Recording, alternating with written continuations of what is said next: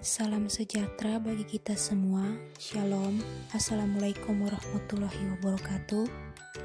Yang terhormat Ibu Profesor Dr. Tineke E.M. Sumual MSI selaku dosen mata kuliah pengantar manajemen.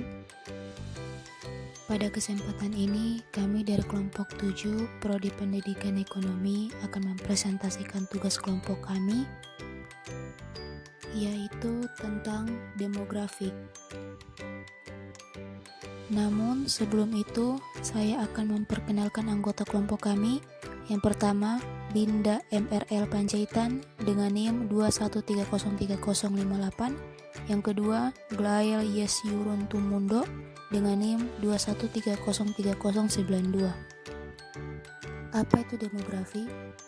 Demografi atau kependudukan adalah ilmu yang mempelajari dinamika kependudukan manusia. Demografi meliputi ukuran, struktur, dan distribusi penduduk, serta bagaimana jumlah penduduk berubah setiap waktu akibat kelahiran, kematian, migrasi, serta penuaan. Tujuan demografi. Di sini ada beberapa tujuan demografi, yaitu mengetahui perkembangan penduduk pada masa lalu mulai dari penambahan hingga penyusutan, mengetahui pertumbuhan ekonomi dari waktu ke waktu termaksud meneliti perilaku pasar, mengetahui kondisi ekonomi yang terkait populasi hingga penyebaran penduduk, menganalisis tren sosial dan budaya yang berkaitan dengan pembuatan kebijakan, melihat dan menganalisis perilaku masyarakat dalam mengkonsumsi suatu hal.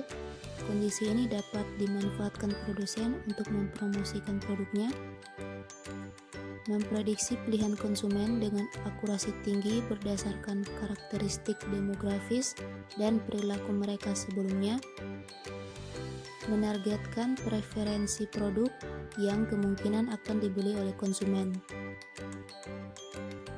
Manfaat demografi yaitu membantu pemerintah di dalam melakukan evaluasi kinerja pembangunan, membantu pemerintah di dalam merencanakan pembangunan di segala bidang, mulai dari bidang pendidikan, pertanian, perpajakan, kemiliteran, serta lain sebagainya. Dapat mengetahui tingkat pada perkembangan ekonomi pada suatu negara. Hal itu dilakukan dengan cara melihat jumlah ketersediaan lapangan kerja. Dapat juga mengetahui tingkat harapan hidup rata-rata penduduk. Aspek demografi. Aspek yang menghubungkan dengan demografi umumnya itu adalah jumlah penduduk, faktor-faktor non-ekonomi, komposisi penduduk, distribusi penduduk, komponen demografi. Demografi di dalam dunia pendidikan. Di dalam dunia pendidikan, pada intinya demografi ini bukan mempelajari penduduk secara individu, tetapi sebagai suatu kumpulan.